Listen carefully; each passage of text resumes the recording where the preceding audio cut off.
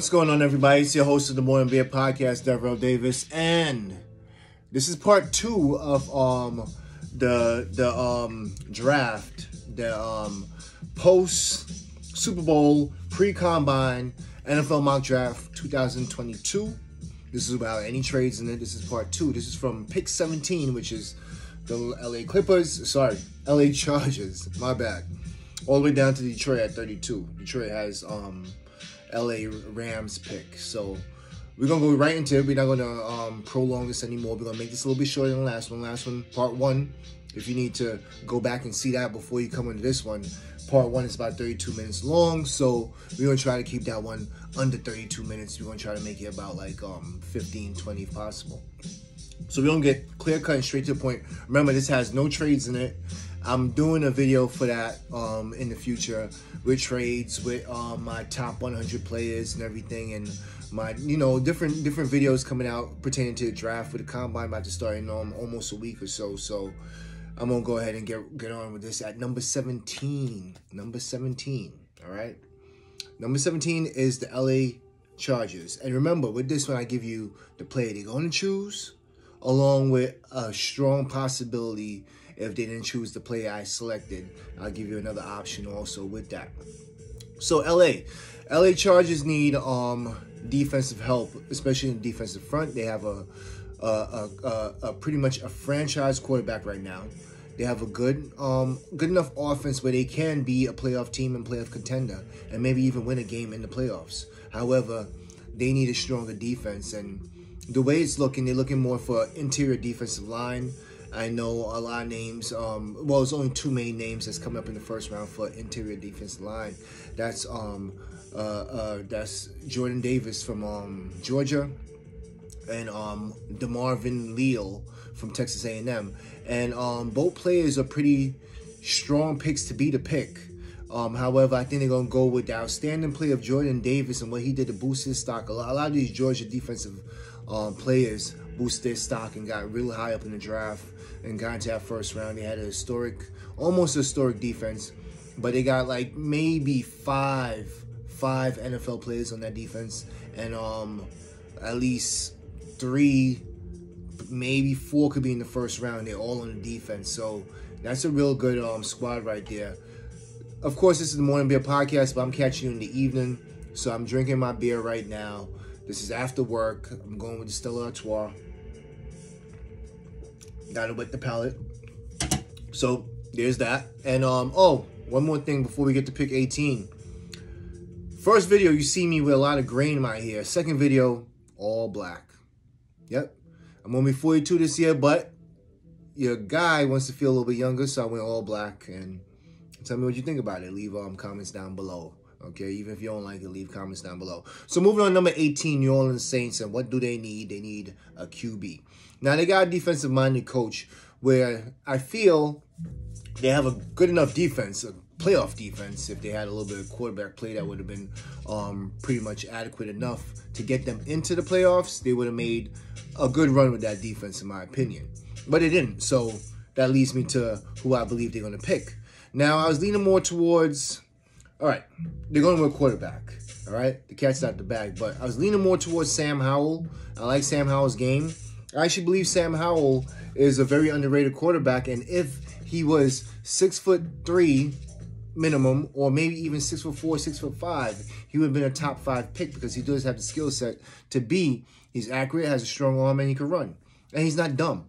So I believe, and he played for a good program, so I believe he had the skills to be top 5 player, but because he's only 6'1", maybe he might even be 6 feet. He's pretty short. He has more bit of a Baker Mayfield stature, and he's a little bit stocky and a little bit short.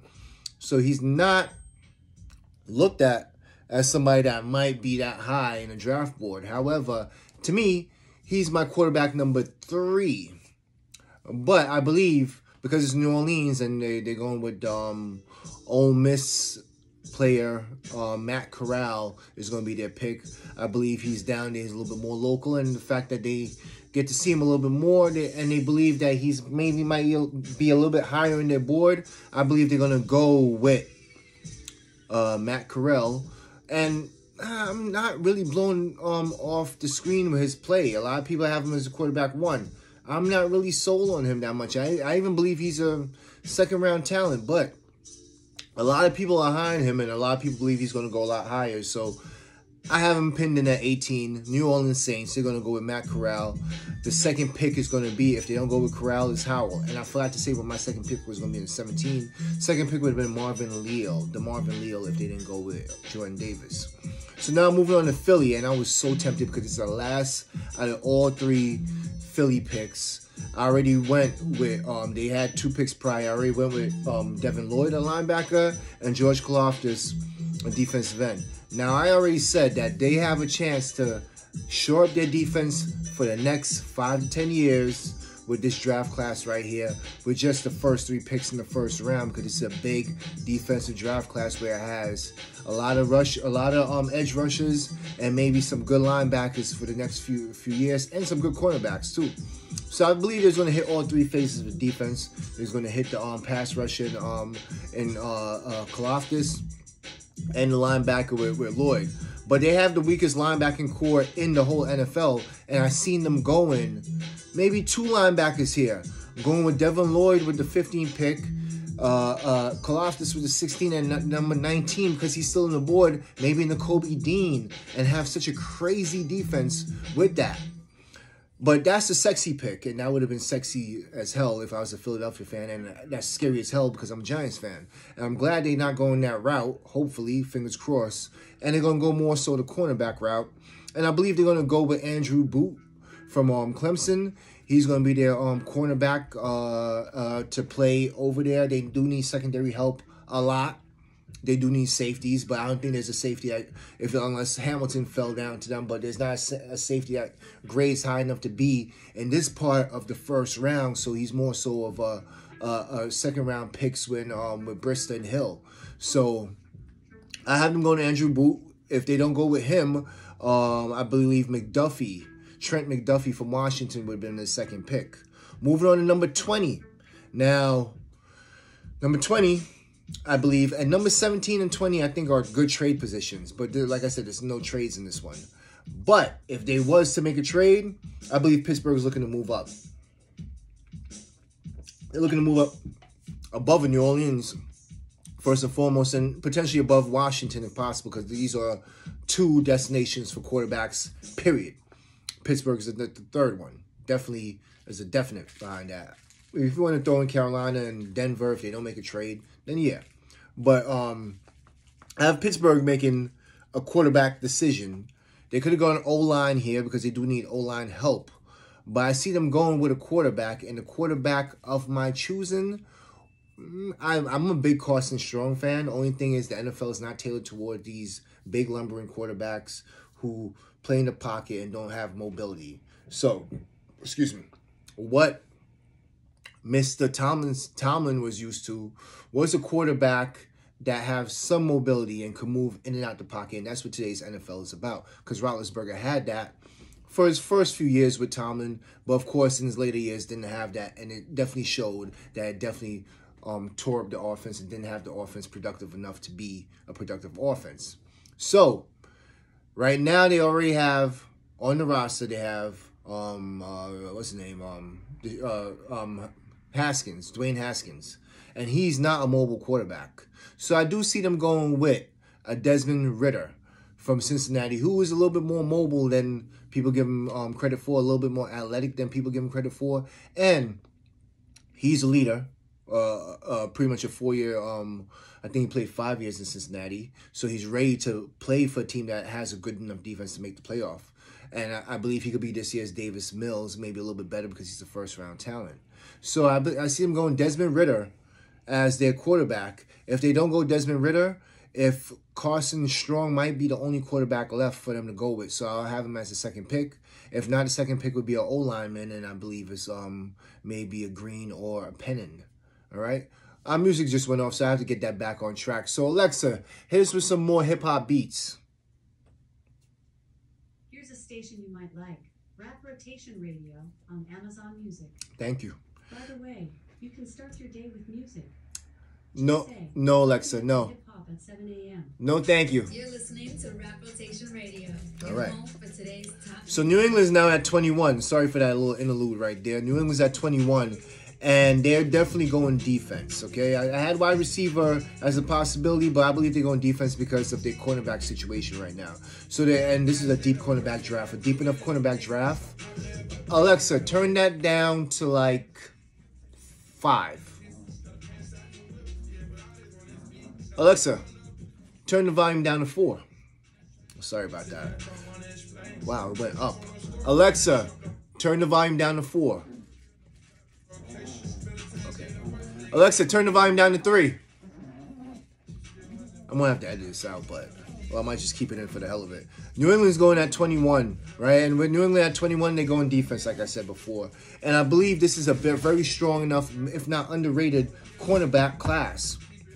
We have the likes of Stingley, the likes of Gardner. These are going to be all-pro, in my opinion, all-pro caliber cornerbacks, along with Boot and McDuffie and Kyrie Elam. So now, from what I'm understanding, New England might be losing one of their cornerbacks to the free agency. So I believe they're looking to Florida. I think his first name is Kyrie Elam, the cornerback in Florida. He's going to be my cornerback pick number 1 for New England. If they had a second choice, I think it'll be more so McDuffie. Okay, so they're gonna go with that. They're gonna pass up on Dean, even though there's a lot of people pass up on him because of his height, I believe. But this guy is maybe gonna be a beast in the NFL. But New England's gonna pass up on him, and he's probably gonna be their second pick if they didn't go with the cornerback from Florida and Elam. Okay, now down to 22, and the fall of Dean will stop here. Okay, because Las Vegas Raiders was a playoff team this year. They definitely went through a lot of adversity, right? A lot of things on their offense. They lost Gruden. They lost Henry Ruggs. And I believe Henry Ruggs is something that they didn't replace. And this is why they couldn't take the top off of most defenses, because Henry Ruggs is no longer there. So I had them pencil in for a wide receiver. But then the dire need at the linebacker position at the second level of their defense was just too strong for me to pass up on such a great talent, Nakobe Dean. There's no way they're going to pass up on Nakobe Dean. So I see them going with Nakobe Dean at number 22, linebacker. My second pick, if they don't go Nakobe Dean, is definitely a wide receiver, and that will be Mr. Williams from Alabama. Wide receiver. Even though he's hurt, I believe they'll go with him because he's the type of wide receiver that could peel the top off of defense when he comes back from his injury. He's a Henry Ruggs, and he's also a Bama wide receiver, which I think they like. And I think we lost the music again. Oh, no, it's back. All right, cool. So moving on to number 23, we have the Arizona Cardinals. And now this is a funny thing, because if they lose Kyler Murray, if they decide to trade him, which there's no way I see them trading him unless they get 3 first-round picks minimum. However, Arizona now needs to figure out how they're going to make this guy happy besides paying him, because they do have to pay him real soon. However, let me just change this music one more time, okay? Sorry, bear with me. Alexa, please play hip-hop beats. Ready to freestyle over some beats? Yes, ma'am.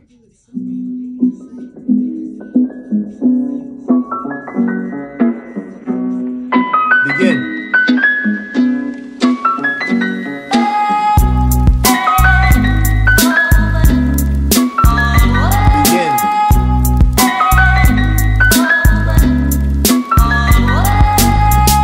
So, at number 23, like I was saying, and sorry for this pause again, man.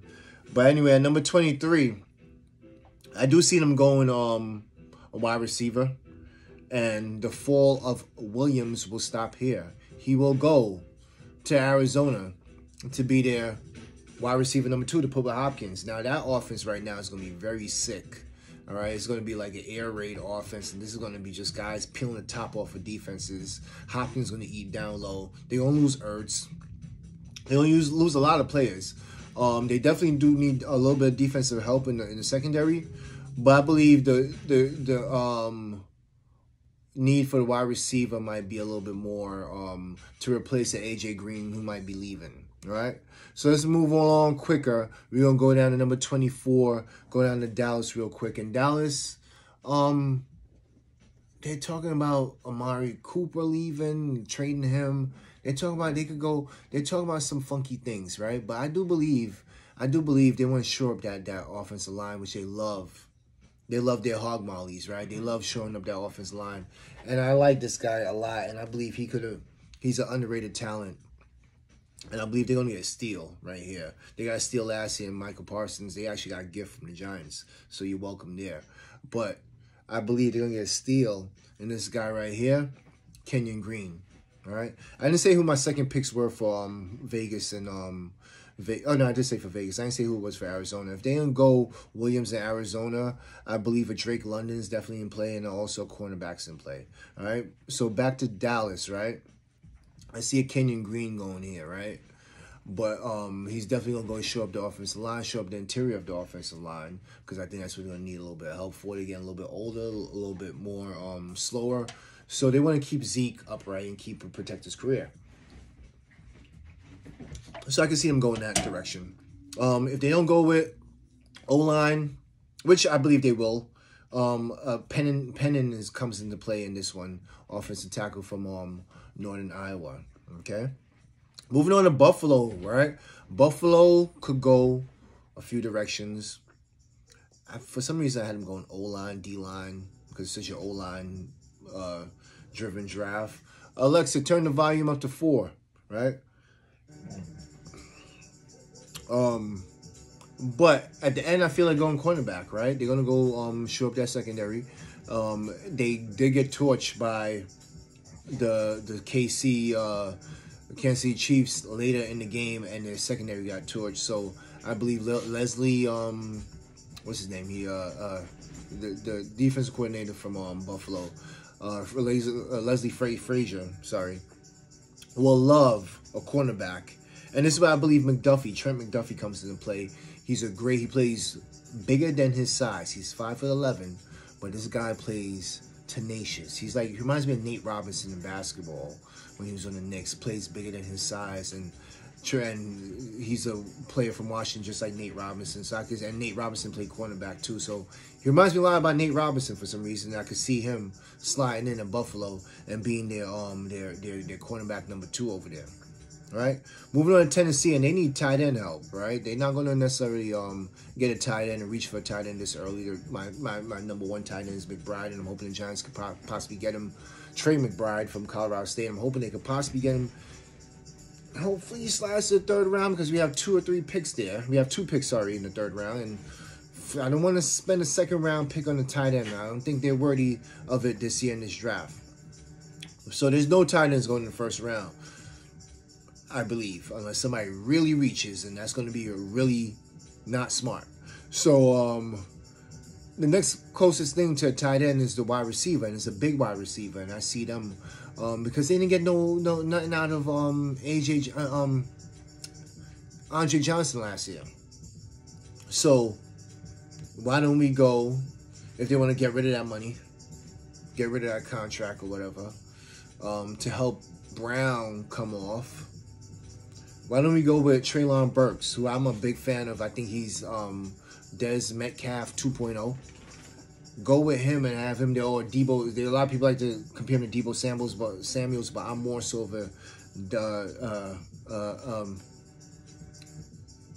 Metcalf. I believe he's more so in that type of territory. And I can see them going with him and using him. If they don't go Treylon Burks, they could definitely go to Drake London route, because he's a big 6'5" guy who's going to definitely go up there and grab the ball from his basketball background. All right? Moving on to 27, Tampa Bay. The Tom Brady-less Tampa Bay. And this is as simple as it can be. And I actually had this as my draft pick before Tom Brady retired. And I think this made so much sense in the world, because their O-line is so strong that this person slotted so well. So I thought Tom Brady was going to come back for another year and have this guy as his backup and pretty much train this guy in a sense. But Carson Strong, who has Josh Allen-like arm strength, but not Josh Allen-like mobility. They say he has deceptive athleticism. I don't see it. I never see this guy move in the pocket. He's like cement there. But has a quick enough release. And if he could read fast enough, mind you, he didn't play in the strongest division in college, but if he could read fast enough, and I'm certain Bruce Arians will help him with that, with more short and immediate plays, he does have the O-line and the wide receivers there, especially if they re-sign Chris Godwin. They do have a tight end, Brait, and if they re-sign O.J. Howard. If you could forget about Gronk, he goes wherever Brady goes, so I guess he's retiring too. Excuse me. I see them going Carson Strong. That's my pick. They're going to go over Carson Strong over Howell. I think he mixing his system a lot, and he's perfect for that system. If they don't go that route, definitely wide receiver in case Chris Godwin leaves, and they could go with the Kyle Tasker or Kyle Trash route if they want to, or maybe even sign a vet. All right, moving on to Green Bay, 28, and if Mr. Rodgers is still in the neighborhood, they definitely going to need a wide receiver after they re-sign Adams, and they're going to need a wide receiver to help make Adams an even greater wide receiver. Even though he's the best wide receiver in the game, make him even better. And just go ahead and get the jump ball specialist in Mr. Drake London. Go ahead and put him there. Slide him with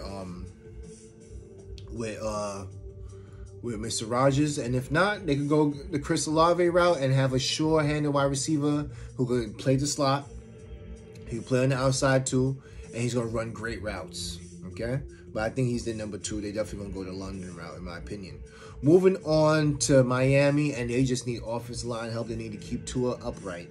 All right, so this is where I finally believe one of the guys with the greater upsides in this draft from Northern Iowa State, the offensive lineman Pennon. I believe he's going to be in play right here. He's going to be left tackle. You could slide in the right tackle right now and then potentially move over to left tackle eventually, because a lot of people view him more so as a project, and he didn't really have that much of a competition where he was playing in that division. So you didn't really see him against these NFL level edge rushers that uses their hands a little bit differently, that uses moves and techniques way differently than he ever seen. So I was right now sliding him right and then potentially move him to left maybe in 2 years or so, okay? So that's right now who I have them picking. If they don't pick him, I believe they could go the Zion Johnson route. I love him a lot. I like him. I'm hoping he's a potential pick for the Giants. He's going to play the interior. He could play all 3 interior position and maybe even a little bit of right tackle too. So he's very versatile, okay?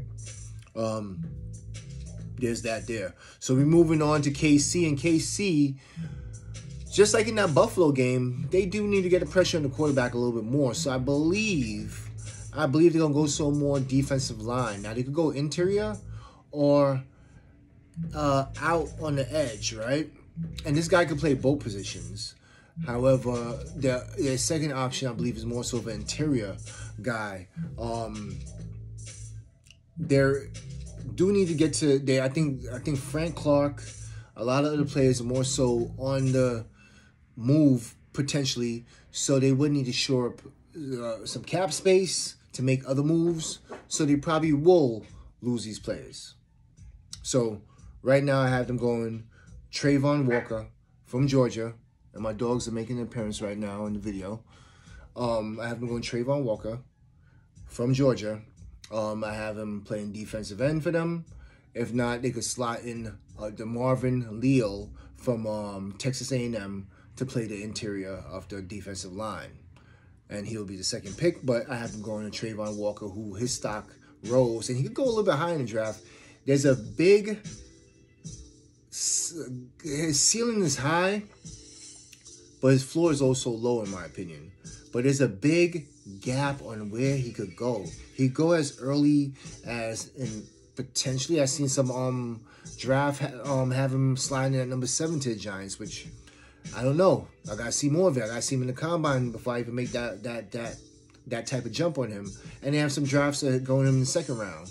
So he's a big. He could be. He reminds me a lot of Jason Pierre-Paul. And I believe he could be a Jason Pierre-Paul type player for KC. Let me know if you believe the same thing too. So we got 2 more picks before we get to the second round, and I'll leave you at that. We got Cincy, and there's only one goal. One goal that would have won them the Super Bowl is protecting and keeping Joe Burrows upright. Okay? Also, offensive line help. They did as best as they could. Okay? They reached their ceiling with that line, but they need to improve that line some more. So this is where I believe Zion Johnson comes into play. However, they're going to go more so. This guy that's raising up boards, I think it's Bernard Rahman. He's from why am I going blank on it? He's from one of those mid-major schools. He's not really like from one of the big ones. Oh, Central Michigan, I think. So anyway, they're going with him. They're going that route. They're going to go more so the offensive line, keep him. He's going to play in the might play in the right side. I think Jonah Williams is still there, and he might be more so of a more so on the left side to protect Burrows. And that's only one. That's the only thing they need to effing do is just protect Joe Burrows, and they would have had a Super Bowl championship. It's that simple.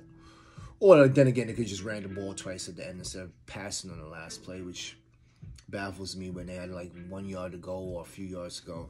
But anyway, moving on to Detroit. They're not the Super Bowl champs, but they're drafting for the Super Bowl champs because Matthew Stafford was traded over there, and pretty much now Detroit is sitting pretty with the 32nd pick, and then they're going to have the second pick in the second round at number 34. So everybody in every draft I've seen have Detroit going quarterback with this pick, right? I only go quarterback if I fear that Jacksonville is going to trade their first pick in the second round, right? And they have a whole night to get offers from other teams. So it might be a little bit scary. Somebody might want to move up there, give them a ransom, and go up there and get Sam Howell, right? Because that's who's left as far as quarterbacks, because Detroit doesn't need a quarterback. But for me, how much better is he than Jared Goff? How much better do you think he'll be in the NFL than Jared Goff? I wouldn't select him 32nd. If somebody wants to pay a ransom for Sam Howell, let them do so with the 33rd pick.